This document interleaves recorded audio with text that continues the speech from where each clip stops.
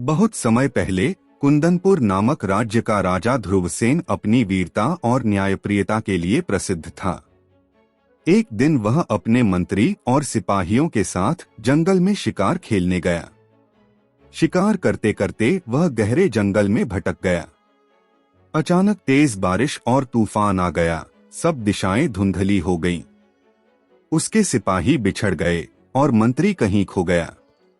राजा अब अकेला था। अंधेरा घिर आया, बिजली कड़क रही थी और जंगली जानवरों की आवाजें डर पैदा कर रही थीं।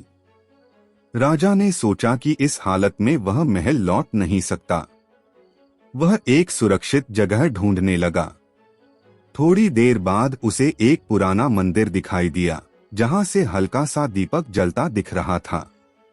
राजा ने वहां जाकर दरवाजा खटखटाया और आवाज दी, मैं एक यात्री हूँ, तूफान में रास्ता भटक गया हूँ, कृपया आश्रय दीजिए। अंदर से एक वृद्ध पुजारी निकले। वे राजा को भीतर ले गए। मंदिर में एक युवा कन्या भी थी, नंदिता, जो उस पुजारी की भतीजी थी। उन्होंने राजा को सूखे वस्त्र दिए, गरम खाना परोसा और मंदिर के पिछवाड़े एक कोठरी में आराम करने की व्यवस्था की। राजा को उस रात बहुत शांति मिली। सुबह धन्यवाद कहकर राजा महल लौट गया, लेकिन मन मंदिर की उस युवती में ही अटका रहा। दिन भर वह उसी को सोचता रहता।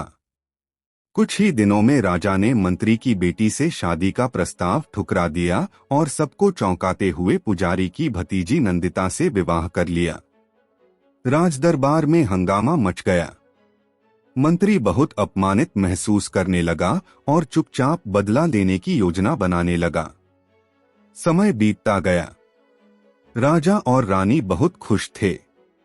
2 साल में उनके यहाँ 2 पुत्रियों का जन्म हुआ। मंत्री इस बीच सेना प्रमुख और खजाने का कार्यभार संभालने लगा। वह अब धीरे धीरे दरबारियों को अपने पक्ष में करने लगा। एक दिन मंत्री ने राजा से कहा, महाराज, राज्य के भविष्य के लिए उत्तराधिकारी का होना आवश्यक है। आपको पुत्र की प्राप्ति के लिए दूसरा विवाह करना चाहिए। लेकिन राजा ने साफ इनकार कर दिया। तब मंत्री ने रानी को मारने की योजना बनाई। एक रात चुपचाप रानी के कक्ष में विषैला धुआं छोड़ दिया गया, जिससे वह अचेत हो गई। घोषणा की गई कि रानी को कोई असाध्य बीमारी हो गई है और वह चल बसी। राजा गम में डूब गया, लेकिन फिर भी दूसरा विवाह नहीं किया। मंत्री ने अब राजा को मारने की योजना बनाई और एक भोज के दौरान उसके भोजन में विष मिला दिया। राजा की मृत्यु हो गई और मंत्री ने खुद को कार्यकारी राजा घोषित कर दिया। मंत्री अब पूरी सत्ता पर काबिज था। लेकिन राजा की एक वफादार सेविका मंगला ने मंत्री की सारी साजिशों को समझ लिया था। उसने रात के अंधेरे में दोनों राजकुमारियों को लेकर राज्य से भाग निकली और एक दूरस्थ गांव के बाहर रहने लगी। समय बीता, दोनों बेटियां बड़ी हुईं, अनिका और त्रिशा। मंगला ने उन्हें सच्चाई नहीं बताई, लेकिन जब वह बीमार पड़ी, उसने मरने से पहले सारी सच्चाई दोनों को बता दी। उनकी असली पहचान, उनके माता पिता की हत्या और मंत्री की साजिशें। इसके कुछ ही समय बाद पड़ोसी राज्य अभयगढ़ का राजकुमार अर्जुन शिकार के लिए जंगल में आया। उसके साथ उसका मित्र विक्रांत था, जो कुंदनपुर के पुराने मंत्री का बेटा था। शिकार के दौरान विक्रांत की नजर एक झोंपड़ी पर पड़ी, जहां त्रिशा कपड़े धो रही थी। उसकी सुंदरता ने विक्रांत को मोह लिया। उसने उससे बातचीत की और जब अर्जुन ने मांस चखा जो त्रिशा ने पकाया था, वह उसकी पाक-कला और सौंदर्य से प्रभावित हो गया। अर्जुन ने अगली बार त्रिशा से मिलने की इच्छा जताई, लेकिन त्रिशा ने अपनी बहन अनिका से कहा, तू उससे मिलना और यदि वह तुझे पसंद करे तो उसके साथ विवाह कर लेना, लेकिन मेरा नाम किसी को मत बताना। अनिका ने अपने वस्त्रों में सफेद मोरपंख छिपा लिए और राजकुमार के साथ चली गई। रास्ते में एक एक करके गिराती रही। त्रिशा इन मोरपंखों का पीछा करते हुए धीरे धीरे नगर में पहुंच गई।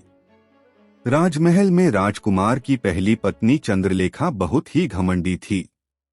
जब उसे दूसरी शादी की बात पता चली तो उसने मुस्कुराते हुए कहा, हम सौतने नहीं बहनें बनेंगी।